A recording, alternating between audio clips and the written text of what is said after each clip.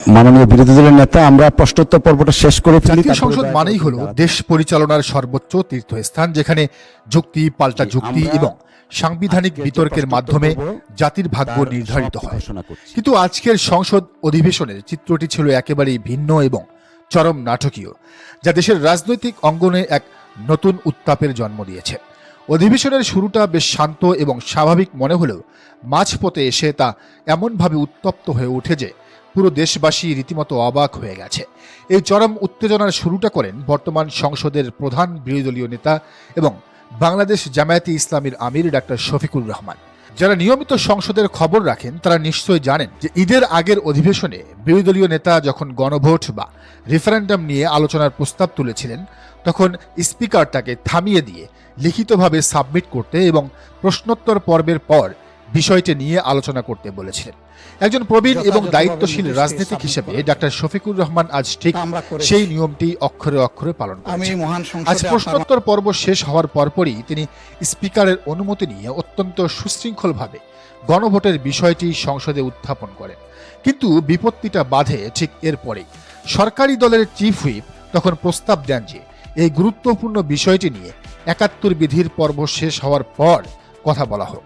এর প্রত্যুত্তরে বিরোধী দলীয় নেতা অত্যন্ত বিনয়ের সাথে তবে দৃঢ়তার সাথে স্মরণ করিয়ে দেন যে যেহেতু প্রশ্নোত্তর পর্ব ইতিমধ্যেই শেষ হয়ে গেছে, তাই মাননীয় স্পিকার চাইলে সংসদীয় নিয়ম মেনেই এখনই বিষয়টি নিয়ে আলোচনা করা সম্ভব এবং তিনি স্পিকারের কাছে সেই আবেদনই রাখেন।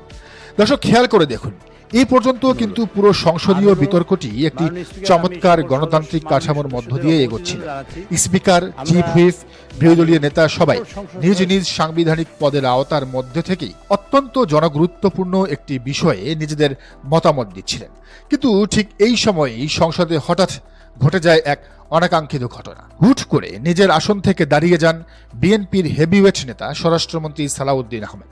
তিনি স্পিকারের কাছ থেকে ফ্লোর নিয়ে রীতিমতো রুলিং দেওয়ার মতো করে বলতে শুরু করেন, এখন নয় বরং রেওয়াজ অনুযায়ী ৭১ বিধি আগে শেষ হতে হবে এবং এরপর স্পিকার চাইলে ওই বিষয়ে আলোচনা হবে।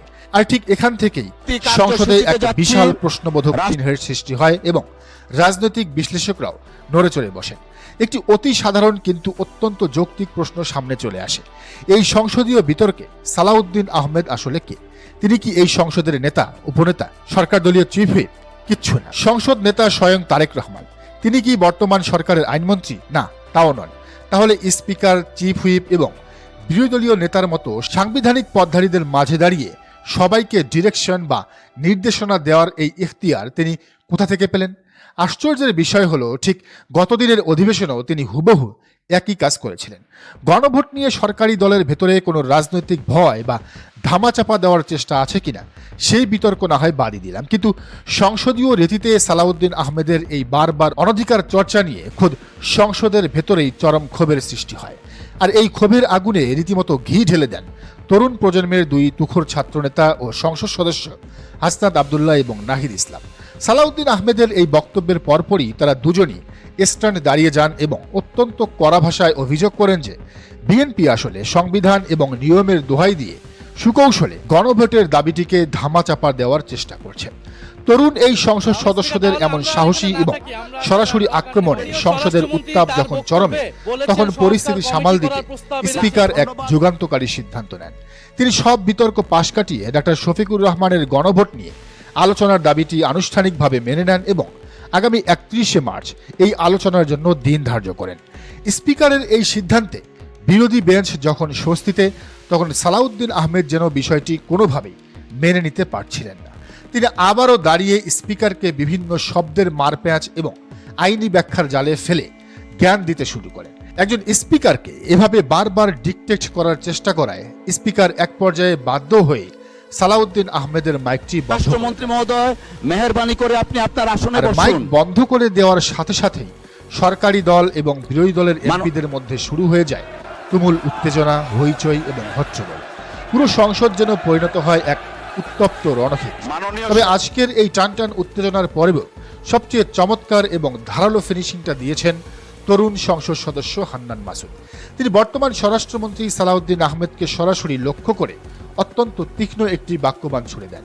হান্নান মাসুদ বলেন, স্বরাষ্ট্রমন্ত্রী তার নিজের মন্ত্রণালয়ের মূল কাজ অর্থাৎ দেশের আইন শৃঙ্খলা রক্ষার দায়িত্ব পালনে চরমভাবে ব্যর্থ হওয়ার পরও সেই ব্যর্থতা নিয়ে কাজ না করে তিনি এখন আইন মন্ত্রণালয় এবং অন্যান্য বিষয় নিয়ে বেশি পড়ে আছেন।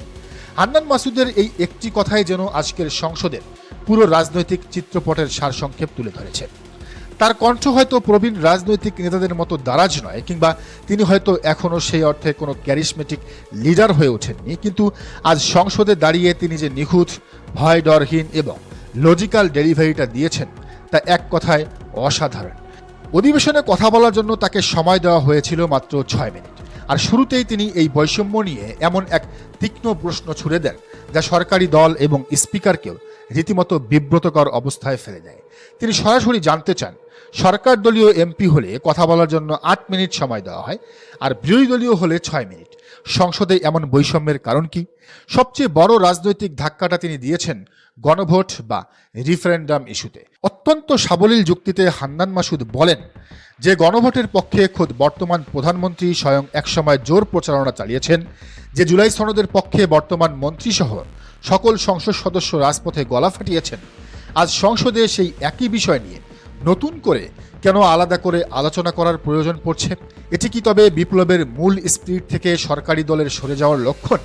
এরপর তিনি এমন দুটি অত্যন্ত সিরিয়াস এবং স্পর্শকাতর বিষয় পয়েন্ট আউট করেন যা পুরো সংসদকে স্তব্ধ করে দেয়।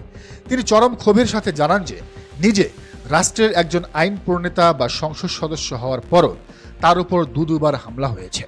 অস্ত্র হাতে সন্ত্রাসীরা এখনও প্রকাশ্যে বীর দর্পে ঘুরে বেড়াচ্ছে, কিন্তু পুলিশ তাদের টিকিটিও খুঁজে পাচ্ছে না। দ্বিতীয় যে বিষয়টি তিনি তুলে ধরেছেন তা ছিল আরো ভয়ঙ্কর। তিনি জানান, নির্বাচনে শাপলাকলি মার্কায় ভোট দেওয়ার অপরাধে এক নারী চরম প্রতিহিংসার বশবর্তী হয়ে বিএনপি কর্মীর দ্বারা রেপের শিকার হয়, অথচ ঘটনার 1 ঘন্টার মধ্যেই কোনো ধরনের প্রাথমিক তদন্ত ছাড়াই স্থানীয় পুলিশ নির্লজ্জভাবে মিডিয়ায় বলে দেয় যে এমন কোনো ঘটনা ঘটেনি। এরপর ডাক্তার ন্যূনতম চেক আপ ছাড়াই ভুয়া স্টেটমেন্ট দেয় এবং পুলিশ মামলা নিতে টানা 3 দিন সময় পার করে। আজ 42 দিন হয়ে গেছে, কিন্তু এর কোনো বিচার বা দৃশ্যমান অগ্রগতি নেই। দর্শক, এই ভয়ঙ্কর সত্যটি বলার সময় সংসদে তার মাইক অফ করে দেওয়া হয়, কিন্তু তীব্র প্রতিবাদের মুখে স্পিকার তা আবার চালু করতে বাধ্য হন। বক্তব্যের একেবারে শেষে তিনি স্বরাষ্ট্রমন্ত্রী সালাউদ্দিন আহমেদকে লক্ষ্য করে যে কথাটি বলেছেন তা ছিল আজকের সংসদ অধিবেশনের সেরা 5 লাইন। তিনি সরাসরি বলেছেন, আইনের ব্যাখ্যা দিবেন, স্বরাষ্ট্রমন্ত্রী আইনের ব্যাখ্যা দেওয়ার কাজটা বরং আইনমন্ত্রী দিন, আর স্বরাষ্ট্রমন্ত্রী অন্য মন্ত্রণালয়ে নাক না গুলিয়ে নিজের দায়িত্ব পালন করে দেশের চরম অবনতি হওয়া আইন শৃঙ্খলা পরিস্থিতি আগে ঠিক করুন। দর্শক, একজন তরুণ এমপির এই ভয়ডরহীন এবং যুক্তিনির্ভর বক্তব্য প্রমাণ করে যে নতুন বাংলাদেশে কেউ আর অন্ধভাবে সব অন্যায় মেনে নেবে না। সংসদের এই উত্তাপ আগামী দিনের রাজনীতির মাঠে কোন নতুন সমীকরণ তৈরি করে, সেটাই এখন সবচেয়ে বড় প্রশ্ন।